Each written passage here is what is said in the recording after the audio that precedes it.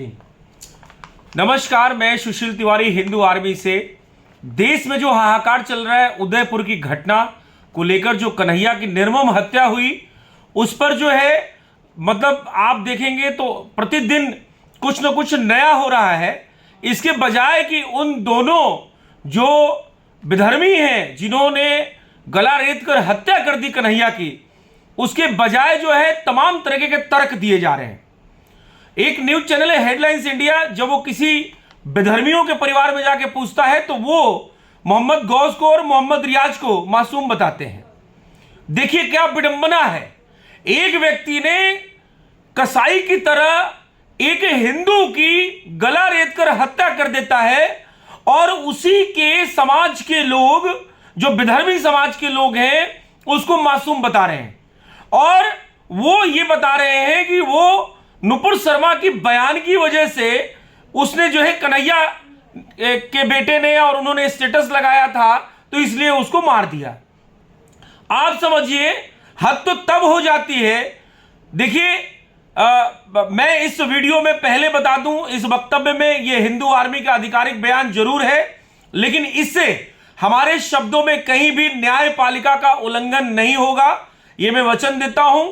लेकिन कुल मिलाकर यह है कि जो वक्तव्य किसी और के हैं वो आप तक मैं रख रहा हूं, और ये वक्तव्य है सुप्रीम कोर्ट के रिटायर्ड जज हैं, रिटायर्ड न्यायाधीश एन ढींगरा, उनका जवाब है। और उस जवाब को मैं हिंदू आर्मी के प्लेटफॉर्म से सहमत होते हुए मैं आप तक बात कर रहा हूं। एक सुप्रीम कोर्ट के जज हैं, मैं उनको सैल्यूट करता हूं, सम्मान करता हूं। न्यायपालिका की हिंदू आर्मी बहुत सम्मान करती है। बिना न्यायपालिका के देश भी नहीं चल पाएगा और इस संविधान के बिना देश नहीं चल सकता है।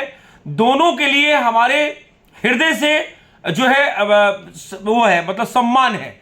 लेकिन अगर देश के अंदर कुछ ट्रेंड चल रहा है और कुछ बातें चल रही हैं तो उस पर हिंदू आर्मी अपना वक्तव्य रखने के लिए पूर्णतः जो है वो अधिकृत है और हमें ये अधिकार है, संवैधानिक हमारा अधिकार है। तो ये जो सुप्रीम कोर्ट के रिटायर जो जज हैं एन ढींगरा जी, इनका कहना है कि जो जज साहब ने नुपुर शर्मा जी के लिए ये कहा है कि उनकी वजह से पूरे देश में इस तरह का माहौल और इस तरह के हालात पैदा हुए, तो इस पे जो ढींगरा जी का कहना है वो मैं कह रहा हूं। ये ना मेरा वक्तव्य है ना हिंदू आर्मी का वक्तव्य, ये हिंदू आर्मी के प्लेटफॉर्म से आप तक पहुंच रही है। तो उनका ये कहना है कि पहली बात तो ये कि जो सुप्रीम कोर्ट के जज हैं जेबी पर्दीवाला, ये कांग्रेस के एमएलए 1989 और 90 में रहे हैं। तो इससे यह प्रतीत होता है कि कहीं ना कहीं एक पक्षीय बयान है जो कहीं ना कहीं ये उचित नहीं है। ये ढींगरा जी का कहना, ये फिर मैं कह रहा हूं कि मेरा कहना नहीं है या हिंदू आर्मी का कहना नहीं है, ये ढींगरा जी का कहना है। जो रिटायर्ड जज वो भी है, वो भी सुप्रीम कोर्ट के रिटायर्ड जज है, ठीक है। उसके बाद क्या कहना है, मतलब एक तो जो जज साहब ने आज सुप्रीम कोर्ट के जज साहब ने पिछले दिन जो है उन्होंने ये बोला कि जितने भी देश के अंदर जो हालात पैदा हुए हैं वो नुपुर शर्मा के बयान की वजह से हुए हैं। तो ढींगरा जी का जो कहना है वो वक्तव्य हमने बताया, और कुछ और इंटेलेक्चुअल हैं जिन्होंने जो बात कही है उन्होंने उन जज साहब से प्रश्न किया है, उन न्यायाधीश से प्रश्न किया है। पहला प्रश्न है कि मोहम्मद गजनवी ने सोमनाथ द्वारका मंदिर क्यों तोड़ा, क्या उस समय भी नुपुर शर्मा का कोई बयान था? यह पहला प्रश्न था। क्या उस समय भी लोग नुपुर शर्मा के बयान से नाराज थे? मोहम्मद गजनवी के समय की बात हम कर रहे हैं। दूसरा प्रश्न है बख्तियार खिलजी ने नालंदा विश्वविद्यालय को क्यों जलाया, हजारों लाखों किताबें क्यों जला दी, क्यों पूरी की पूरी लाइब्रेरी जला दी खिलजी ने? क्या उत्तर है उसे भी नुपुर शर्मा की बात पे गुस्सा आ गया था? कौन? खिलजी की बात कर रहे हैं, ठीक है, आक्रांता खिलजी की बात कर रहे हैं। फिर तीसरा प्रश्न आता है अलाउद्दीन खिलजी ने चित्तौड़ पर हमला क्यों किया, ये तीसरा प्रश्न है। वो भी नुपुर शर्मा को सबक सिखाना चाहता था। ये जज साहब से सवाल मैं नहीं कर रहा हूं, भारत की जनता कर रही है, भारत के इंटेलेक्चुअल कर रहे हैं, भारत के प्रबुद्ध समाज के लोग कर रहे हैं, रिटायर जज कर रहे हैं, रिटायर आईपीएस कर रहे हैं, रिटायर मतलब जितने भी प्रबुद्ध लोग हैं, और कुछ लोग तो जो सर्विस में है वो भी कर रहे हैं। फौज के ब्रिगेडियर्स कर रहे हैं, कमांडेंट कर रहे हैं, कमांडर्स कर रहे हैं, तो वो भी कर रहे हैं। और आगे की सवाल सुनिएगा, बाबर ने अयोध्या में राम मंदिर क्यों तोड़ा था? क्या उस समय भी नुपुर शर्मा के बात से दिल टूट गया था? यह सवाल है। नुपुर शर्मा की बातों से उसका दिल टूट गया था, इसलिए बाबर ने जो है अयोध्या मंदिर तोड़ दिया और बाबरी मस्जिद बना दिया।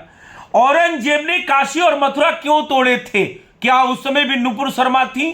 क्या उस समय भी नुपुर शर्मा का कोई बयान आया था? ये भारत का समाज उन जज साहब से पूछ रहा है, उस सुप्रीम कोर्ट से पूछ रहा है कि आज जो भारत के अंदर दिन दहाड़े गला रेत दिया जा रहा है दर्जी का, और तमाम तरह से इस तरह से देश में घटनाएं हो रही हैं और वो एक कट्टरपंथी समाज कर रहा है, उस बीच में कोई अगर न्यायालय में बैठा हुआ कोई न्यायाधीश अगर इस तरह का स्टेटमेंट दे तो कहीं ना कहीं भारत के जो 80% लोग हैं उनको झटका तो देखिए लगेगा। ये कोई असंवैधानिक बात नहीं है। जो बात पूरे देश में चल रही है उस बात को हिंदू आर्मी आपके बीच में बता रही है। कोई हेट स्पीच नहीं है, हम संवैधानिक मर्यादा के तहत ही सारी बात करेंगे। सवाल आगे भी है, अब्दाली ने भारत पर हमला क्यों किया? नुपुर शर्मा ने उसकी भावनाओं को आहत किया था। जिन्ना ने अलग पाकिस्तान का निर्माण क्यों कराया था? जिन्ना ने अलग पाकिस्तान का निर्माण क्यों कराया था? वो ऐसे देश में नहीं रहना चाहता था जहां नुपुर शर्मा रहती है। क्या उस समय भी ऐसे हालात थे? ये सवाल है सारे। उसके बाद में कश्मीर में कश्मीरी पंडितों को क्यों मार के भगाया? क्या उस समय भी नुपुर शर्मा थी या उनका कोई ऐसा वक्तव्य था या उनकी वजह से माहौल खराब हुआ था? बताने का कष्ट करना चाहिए। कसाब ने मुंबई पर ताज होटल पर हमला क्यों किया? क्या उस समय भी नुपुर शर्मा का कोई बयान आया था? क्या किसी और का कोई वक्तव्य आया था? ये सवाल लोग पूछ रहे हैं, लोग पूछ रहे हैं। और आज सोशल मीडिया के माध्यम में लोग पता नहीं कैसे कैसे भद्दे कमेंट कर रहे हैं। आज भी ये कहा जाता है कोई भी लड़ाई होती है, कोई भी आपसी लड़ाई होती है, चलो हम तुमको कोर्ट में देख लेंगे। कोर्ट एक ईश्वरीय संस्था मानी गई है। कोर्ट में हम गीता का शपथ लेते हैं, वो अलग बात है। उस गीता को हमारे विद्यालयों में नहीं पढ़ाया जाता है। और वो ईश्वरीय जो जगह है उसको दूषित करने का काम कौन कर रहा है? ये हिंदू आर्मी तो नहीं कर रही है। ये तो जो चल रहा है समाज के अंदर वो हिंदू आर्मी आपको बता रही है। कसाब कोई हत्या जब होटल ताज में करता है या इस तरह से जो जघन्य अपराध करता है कि कसाब, उस समय तो कोई नुपुर शर्मा बयान नहीं देती है। देखिए, कुल मिलाकर ये है, हमें न्यायपालिका पे संपूर्ण विश्वास रखना चाहिए, लेकिन हमें यह भी देखना चाहिए कि अगर हमारा पिता भी कहीं अगर गलत करे तो उसमें प्रश्न चिन्ह उठाने का हमारा अधिकार होना चाहिए। सुप्रीम अथॉरिटी है सुप्रीम कोर्ट, हमें उसके सम्मान में कोई भी गुस्ताखी नहीं करनी है। हम उनका सम्मान करते रहेंगे, लेकिन हम उनके बच्चे हैं। वो हमारे लिए बैठे हैं न्याय करने के लिए।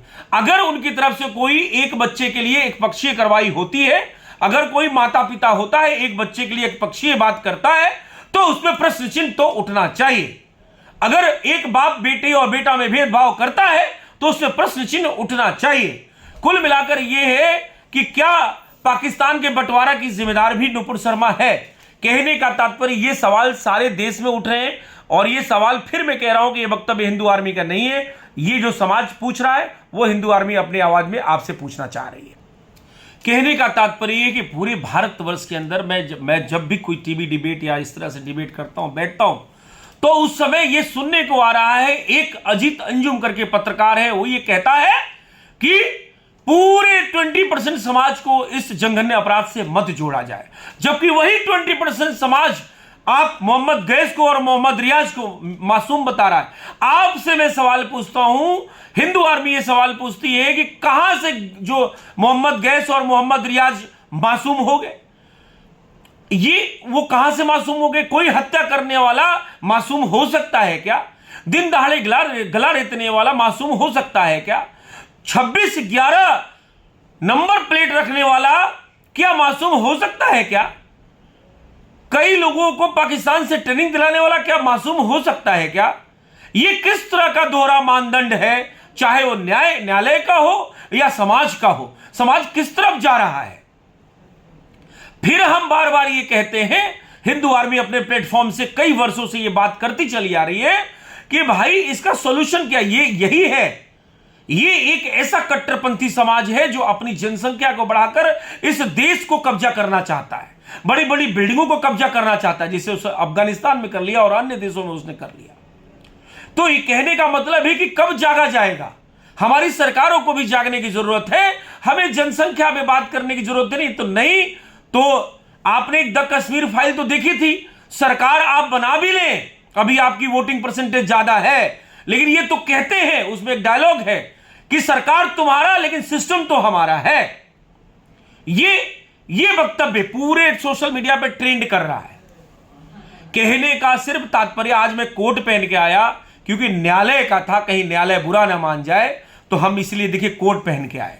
चूंकि भगवा हमारी आन है, भगवा हमारा स्वाभिमान है, भगवा हमारा अभिमान है, तो भगवा भी हम नहीं छोड़ सकते। लेकिन हमने कहा भैया न्यायालय के बारे में बात करना है, कहीं न्यायमूर्ति साहब मेरी किसी बातों से कोई नाराज ना हो जाए। हमने इसीलिए अपना कोई वक्तव्य नहीं दिया।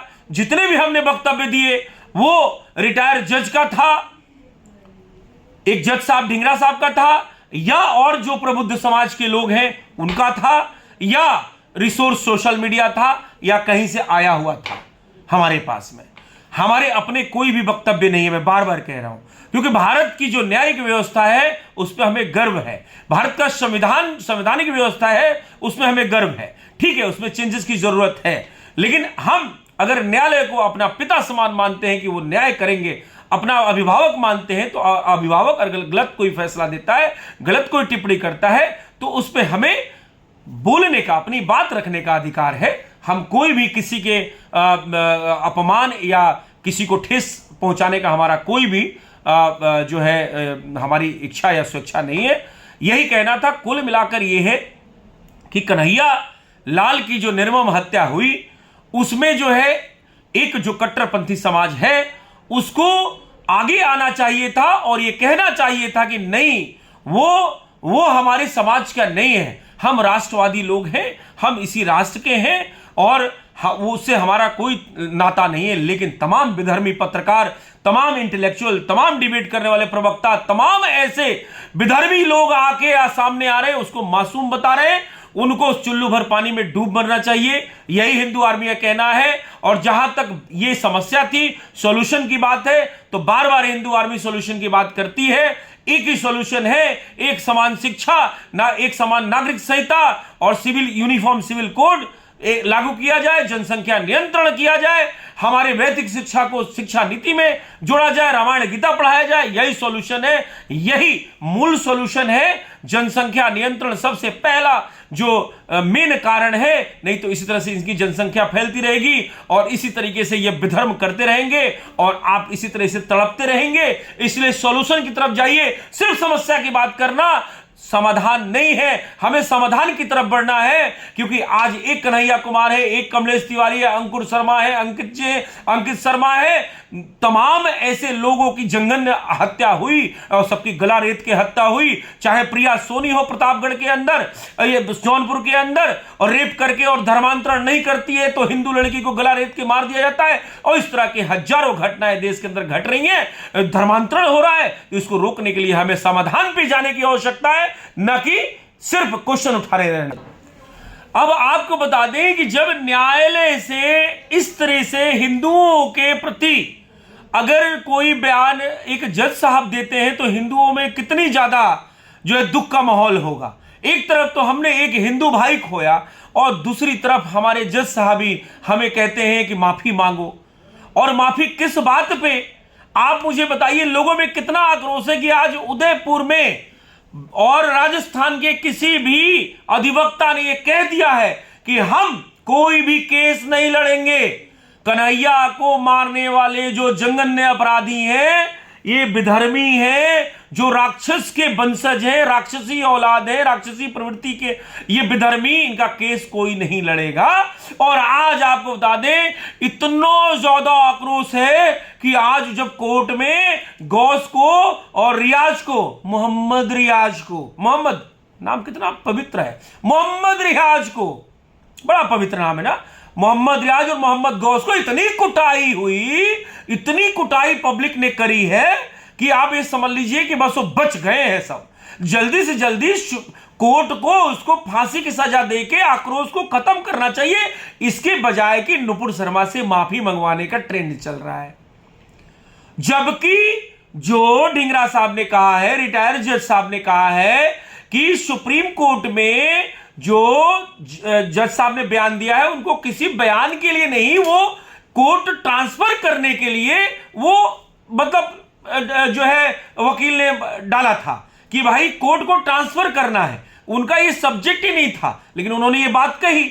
अब बहरहाल हम लोग इतनी हमारी हिम्मत नहीं और ना हमारी इतनी जो है संवैधानिक प्रक्रिया को भ्रष्ट करने या संवैधानिक के खिलाफ जाने की बात है। हम संविधान और न्यायालय की दोनों की बहुत सम्मान करते हैं और उन जज साहब ने जो भी किया, आज भारत के अंदर जो आक्रोश है, लोगों ने जो बात कही, वो बात हिंदू आर्मी आपके बीच में रखने आई है। बहुत बहुत आभार, बहुत बहुत धन्यवाद। कुल मिलाकर यह है कि हमें इन सब चीजों से सीख लेना चाहिए और हमें प्रधानमंत्री मोदी जी को और अन्य सरकारों को जो प्रदेश में है उन पे यही दबाव बनाना चाहिए कि आप जनसंख्या नियंत्रण नीति और जो भी एक समान नागरिक संहिता और एक समान शिक्षा, इस तरह के चीजों पे काम करने की आवश्यकता है और उसको त्वरित लागू करने की जरूरत है, तभी ये समस्या का समाधान हो पाएगा। नहीं तो रोज इस तरह से कन्हैया कुमार और कमलेश तिवारी बनते रहेंगे और हम इसी तरीके से चंदा इकट्ठा करके उनकी मदद करते रहेंगे और बाद में हो सकता है कि चंदा इकट्ठा करने लायक भी ना हम बच जाए। जय श्री राम, जय बजरंगबली, जय योगी, जय मोदी, जय बजरंगबली।